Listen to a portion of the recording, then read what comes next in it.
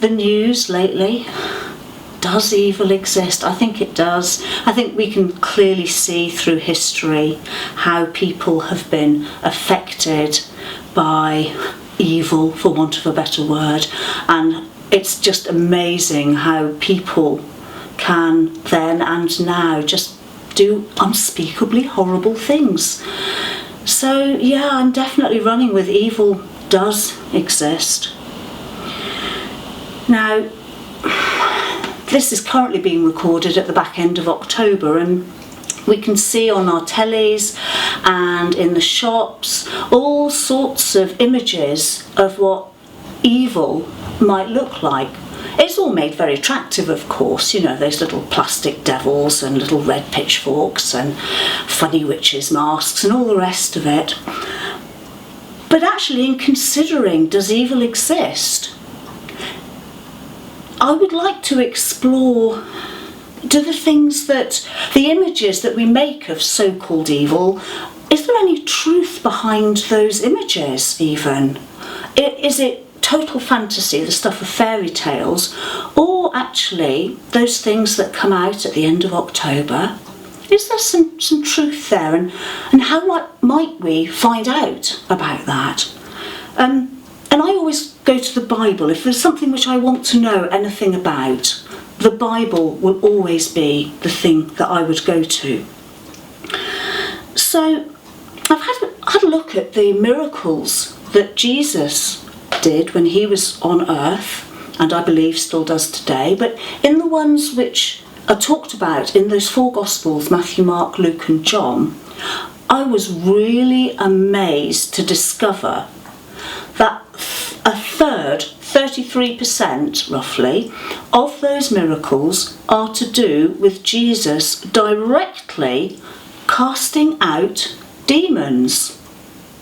Now, I've used inverted commas there because that might be a really difficult concept for some of you.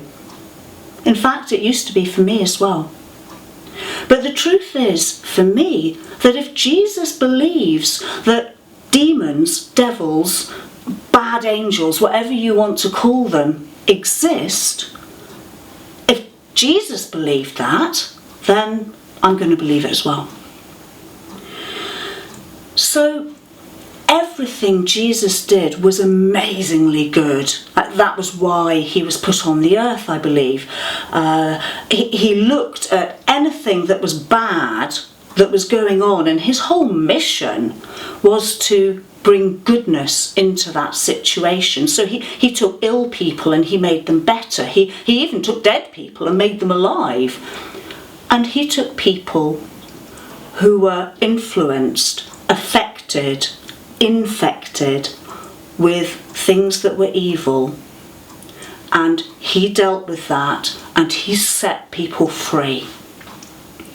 So I'd like to look at just one of those examples. It's a story about somebody who I'm going to call the demoniac. So in the Bible we hear of this person who actually had an infestation of evil, I'm going to say evil spirits, because that's what the Bible says, inside of him. And I know that's uncomfortable, but it does have a happy ending. So let me just tell you the story. Jesus had been very busy on one side of the lake, and he said to his disciples, "Come on, let's go over to the other side." Now, the other side was a region called the Gadarenes, and we are told that living in a cemetery was a man who was so violent he couldn't be contained. He would cut himself, and people would do anything they could to go round him, to avoid him. Now, as Jesus is going across the lake to get to him, the Sea of Galilee, this storm literally comes up out of nowhere.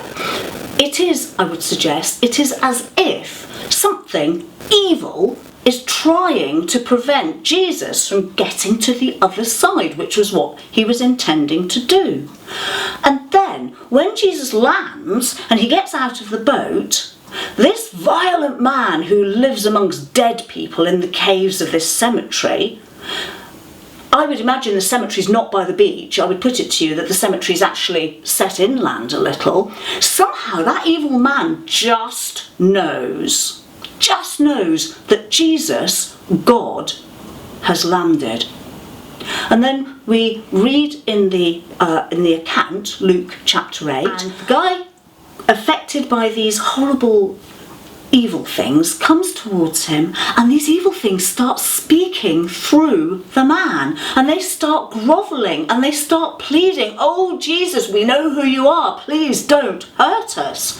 I just find that's amazing, because we then go on to discover that there were about 1,000 of them inside this poor person.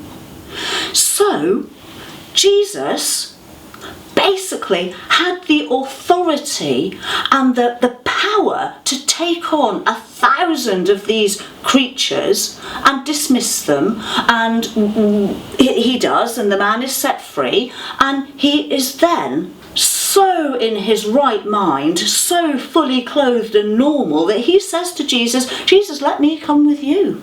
Let me help do your work." And Jesus says, "Well, thank you for your kind offer, but I'd like you to go to where you came from, the Decapolis, and tell everybody there what I have done for you."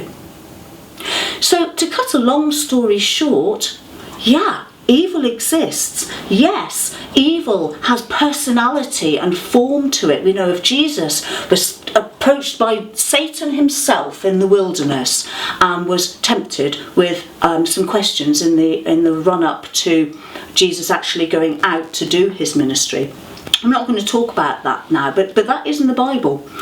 And I just want to sort of finish really with this idea of who Jesus is and why he has the authority to get rid of evil. So when I was coming to know a bit more about Jesus, I was approached by my neighbours actually, who were already Christians, and they told me stuff about Jesus that frankly I didn't know. And I was surprised I didn't know it, mainly because I have this horrible habit of thinking that I know everything, but mainly because I'd gone to a Christian school and we had covered a lot of the Bible just as part of life there. But they were telling me stuff that was fresh, it was different, it was interesting, and I thought, you know what, I'm going to get my Bible out and read about this. So after I'd put the children to bed, I would get the Bible out and I would read, and then this tangible, I'm not joking, this tangible evil presence filled my lounge. It was just like the boat was tried to be stopped from going across the lake by the storm which Jesus had to calm. It was like I was trying to be stopped from reading the truth about Jesus in the Bible for myself.